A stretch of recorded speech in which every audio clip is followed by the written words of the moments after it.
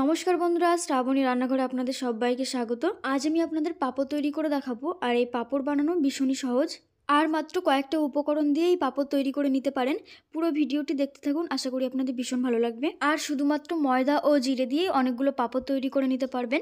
সবার প্রথমে নিয়ে নিয়েছি একটা বড় বোল, তার মধ্যে নিয়ে নিচ্ছি 2 কাপ পরিমাণে ময়দা। এবার ময়দার মধ্যে দিয়ে দিচ্ছি স্বাদ মতো লবণ, আর দিয়ে দিচ্ছি গোটা জিরে। আপনারা কিন্তু এখানে জিরের পরিবর্তে আজওয়ানও ব্যবহার করতে পারেন। জিরে অথবা আজওয়ান যে কোনো একটা দিলেই হবে। শুকনো উপকরণগুলো একটু মিশিয়ে নিয়ে তারপরে অল্প অল্প করে জল ব্যবহার করে একটা ব্যাটার তৈরি করে নিতে হবে। আর এখানে কিন্তু গরম জলও নয়, আবার একেবারে ঠান্ডা জলও নয়, কোনোটাই ব্যবহার করা যাবে না।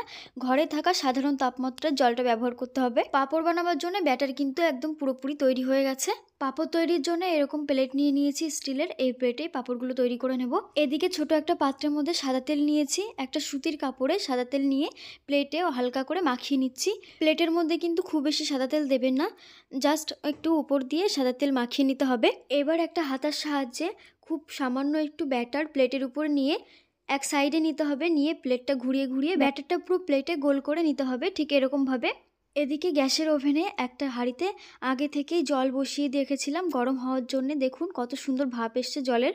এবার যে প্লেটটার ওপরে ব্যাটারটা দিয়েছি সেই প্লেটটা হাঁড়ির উপর বসিয়ে দেব, আর আরেকটা প্লেট দিয়ে ঠিক এরকমভাবে ঢেকে দেব। এদিকে এটা হতে হতে আরেকটাও প্লেটের উপর নিয়ে নিয়েছি। আর জলের ভাপ যদি ঠিকঠাক মতো থাকে তাহলে এক একটা পাঁপড় হতে কিন্তু 45 সেকেন্ড মতো সময় লাগে। ঢাকনাটা সরিয়ে নিলাম, দেখুন এটা হয়ে গেছে। এটা নামিয়ে রাখছি, আর একটা দিয়ে দিচ্ছি। আবারও ওই একই রকমভাবে ঢেকে দিচ্ছি। আর আপনারাও যখন পাঁপড় তৈরি করবেন বাড়িতে জলের ভাপটা ঠিকঠাক রাখবেন। জলের ভাপ যখন খুব ভালোভাবে আসবে সেই সময় প্লেটের ব্যাটারগুলো সেই সময় দেবেন। প্লেট থেকে উঠিয়ে নেব। প্রথমে ছুরি দিয়ে চারদিক দিয়ে এরকম করে ঘুরিয়ে দিচ্ছি, তাহলে পাঁপড়টা তুলতে খুব ভালো হবে। দেখুন কত সুন্দরভাবে উঠে গেছে, প্লেটে কিন্তু একটুও লেগে নেই। এদিকে আরেকটা পাঁপড় তৈরি হতে দিয়েছিলাম, সেটাও নামিয়ে নিচ্ছি। হয়ে গেছে, আর একটা দিয়ে দিচ্ছি। ওই একই রকমভাবে ঢাকা দিয়ে দিচ্ছি। পরেরটাও প্লেট থেকে সেই একই রকমভাবে উঠিয়ে নিচ্ছি। দেখুন কত সুন্দরভাবে উঠে যাচ্ছে। প্লেটে কিন্তু কোনো রকম একটু ব্যাটার লেগে থাকছে না। একটা কুলো নিয়ে নিয়েছি, তার উপর পাঁপড়গুলো মেলে দিচ্ছি। ওই একই রকম পদ্ধতিতে বাকি পাঁপড়গুলো তৈরি করে ফিরে আসছি। দেখুন ওই একই রকম পদ্ধতিতে সমস্ত পাঁপড়গুলো তৈরি করে নিয়েছি। এবার রোদে দিয়ে দিচ্ছি। রোদে দিয়ে পাঁপড়গুলো খুব ভালোভাবে শুকিয়ে নিতে হবে।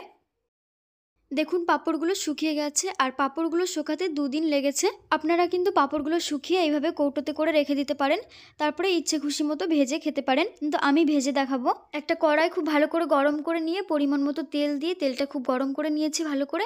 আর দেখুন একটা পাঁপড় দিয়ে দিয়েছি। পাঁপড়গুলো দিয়ে কিন্তু খুব বেশিক্ষণ সময় ধরে ভাজতে হবে না, খুব তাড়াতাড়ি পাঁপড়গুলো ভাজা হয়ে যাবে। দেখুন কত বড় হয়েছে পাঁপড়টা, ছোট্ট একটা পাঁপড় কত বড় হয়ে গেছে। পাঁপড়টা তেল থেকে তেল ঝরিয়ে উঠিয়ে নিচ্ছি। আরও একটা দিয়ে দিলাম তেলের মধ্যে।